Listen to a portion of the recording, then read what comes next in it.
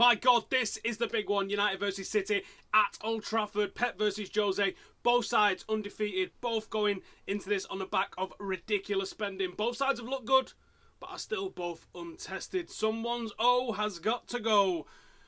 Mourinho said of the Barcelona side when he was the Real Madrid boss that the best way to beat them was to unsettle them, and the El Clasicos were fantastic for that reason in this era. The international break has led to this week a little bit sneaking up on us, and the build-up has been simmering, if not yet boiling over. I expect that to change in the next 48 hours though, for sure. City are almost a carbon copy of the Barcelona style, which Jose knows. It's true that Barcelona got the best, and Pep obviously got the best of the duels in Spain, but he had this little kid called Messi in the side, and City have got nothing like that. What we saw from Jose in that time was his team had a very, very high press. I'm talking pressuring the centre-halves, pressuring the goalkeeper, separated Barcelona defence and midfield from its attack and pressuring them in that final third. You'll force mistakes and you might be able to capitalise on something there and then. You also need to be very physical, which I think what Mourinho's done when he's brought the transfers in that we've seen. Pogba, Zlatan and Bailly, they're all three of them extremely physical players, and the use of Valencia, Shaw, Fellaini, Martial to add to that. City is a small side. United is a large side. I expect this City team to have a lot of possession, but I expect and I also want to see us use Martial and Rashford as an outlet. I expect Rashford to start. No, in fact, I don't expect him to start, but I want him to start. I would start him on the wing and I would use him and Martial as the counter-attacking outlets. Zlatan can hold the ball up if it needs be and be the target for the traditional attacks, using Valencia down the wings and stuff like that. But the focus needs to be on very, very, very direct counter-attacks. Turn the ball over, turn it into attack, and get behind that City defence, go one-on-one with a goalkeeper. So then, move of the week. This is the move that I want to see Manchester United doing this week, this time against Manchester City.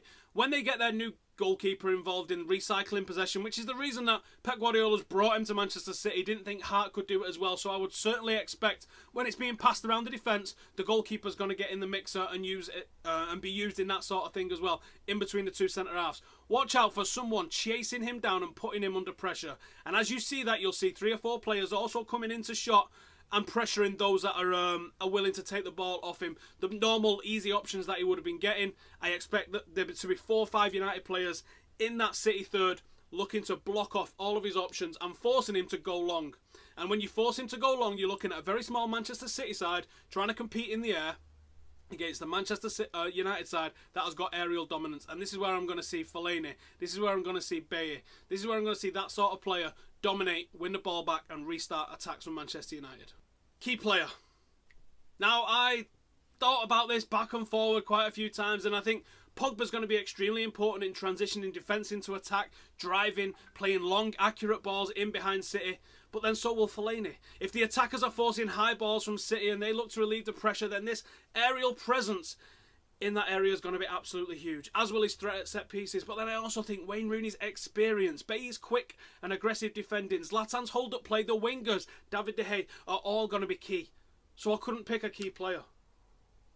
The guy that's going to get all of this ticking, the guy that's going to get all of this working, and the guy that's going to get all of these lot pulling in the same direction, the experience of this event, the experience of the opposition manager, the opposition system, and all the rest of it, it's Jose Mourinho. So Jose Mourinho is my key man for this week. Key player, key man, whatever you want to call it. Jose, he needs to come out on top in the battle of wills in between the managers. If his plan is executed better, we win the game. It's as simple as that.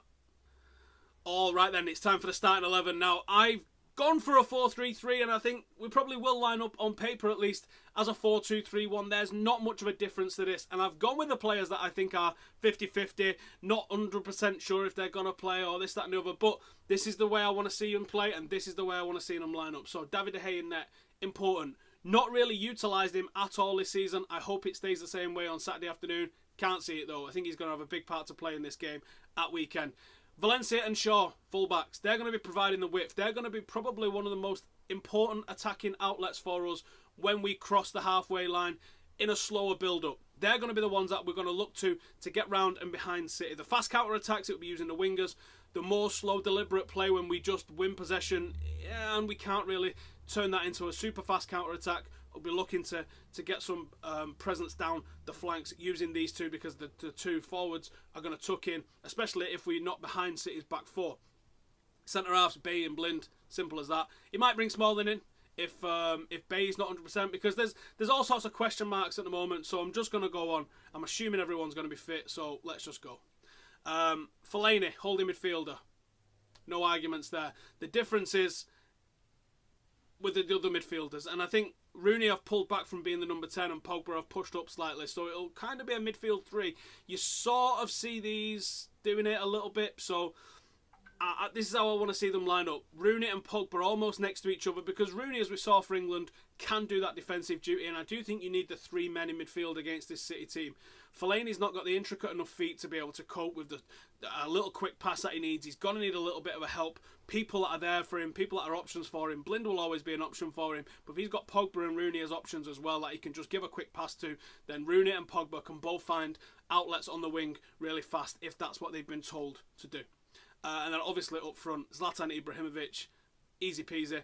And then on the wings, Marcus Rashford, unbelievable. I mean, the guy is just proving everyone, including me, wrong every single time he pulls on a shirt, no matter who he pulls a shirt on for.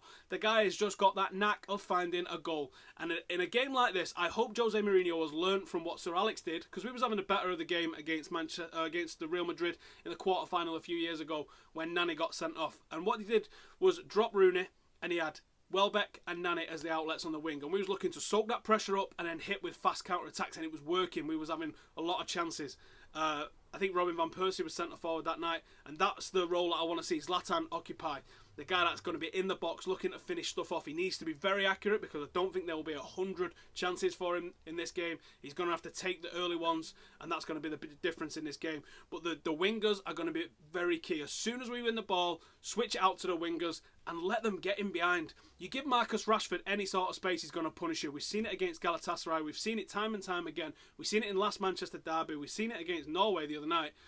You've got to allow Marcus Rashford a little bit of space out on the wing with a City team that's playing like 15 centre-halves in midfield and all the rest of it. There will be space, and Marcus Rashford, mark my words, will get into that space. I think it's perfect for him to go and be. The work rate that he'll give you on the wing is a little bit more than you'll get from Mata, so that's why I want to see him starting ahead of Mata. Don't know if Jose Mourinho is going to agree, but I hope he watched the game midweek, and I hope that changes his mind. The same goes for Martial. You give Martial any sort of space, because that's what he's not had in that left flank, and especially against the likes of Hull and that. He's not had that space. Against Manchester City, there will be space, and if you give Martial space, he will punish you, and that's what I want to see. The forward 3 are an absolute nightmare if you give them space.